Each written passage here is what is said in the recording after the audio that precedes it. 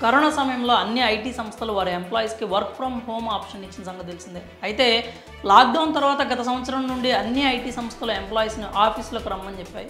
అలా మొదట్లో హైబ్రిడ్ సిస్టమ్ని కొనసాగించిన సంస్థలు ఇప్పుడు పూర్తిగా ఆఫీసుల నుంచే వర్క్ చేయాలనే ఆదేశాలు జారీ చేస్తున్నాయి. అయితే చాలా వరకు ఐటీ ఉద్యోగులు ఇంటి నుంచి వర్క్ చేయడానికి అలవాటు పడి ఇప్పుడు ఆఫీసులకు రమ్మంటే ఎవ్వరూ కదలట్లేదు. దీంతో ప్రముఖ దిగ్గజ ఐటీ సంస్థ అయినటువంటి టాటా కన్సల్టెన్సీ సర్వీసెస్ తమ ఉద్యోగులకు ఫైనల్ వార్నింగ్ ఇచ్చింది.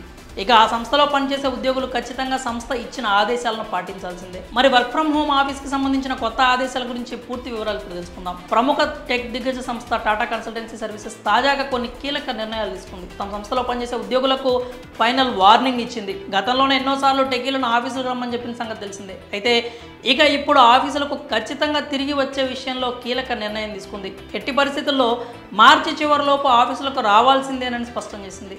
ఇదే చివరి అవకాశం అంటూ ఉద్యోగులకు సమాచారం అందించింది. అంతేకాకుండా ఇచ్చిన గడువులోపు ఆఫీసులకు రాని వారు దాని పరిణామాలను ఎదుర్కోవాల్సి వస్తుందని TCS chief operating officer N G Subrahmanyan తెలిపారు.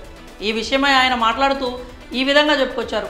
మేము సహనంతో ఉన్నాం, కానీ ఉద్యోగులు ఆఫీసులకు తిరిగి రావాలనే ఖచ్చితమైన నిర్ణయాన్ని తీసుకున్నాం. ఈ విషయంపై ఉద్యోగులకు ఫైనల్ వార్నింగ్ పంపించాం. దీనిని అనుసరించని వారు దాని పరిణామాలను ఎదుర్కోవాల్సి వస్తుంది. ఇంటి నుంచి పనిచేయడం అనేది ఉద్యోగులతో పాటు యాజమాన్యానికి హాని కలిగిస్తుంది. ప్రస్తుతం సైబర్ దాడులు జరుగుతున్న క్రమంలో సంస్థ ప్రమాదంలో పడే అవకాశం ఉంది.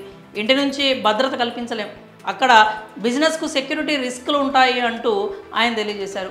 అలాగే గతంలో సంస్థ ఎదుర్కొన్న ఇబ్బందుల గురించి కూడా వెల్లడించారు. కేవలం ఒక్క టాటా కంపెనీలో మాత్రమే కాకుండా మూడో అమెరికాలోని తమ యూనిట్లలోని ఒక దానిలో సైబర్ సెక్యూరిటీ సమస్య వచ్చినట్లు ఇన్ఫోసిస్ సంస్థ కూడా తెలిపింది. కాబట్టి ఈ క్రమంలో ఎటువంటి సైబర్ నేరాలకు లోనవ్వకుండా ఉండేందుకు టీసీఎస్ కఠిన చర్యలు తీసుకుంటున్నట్లు తెలుస్తోంది.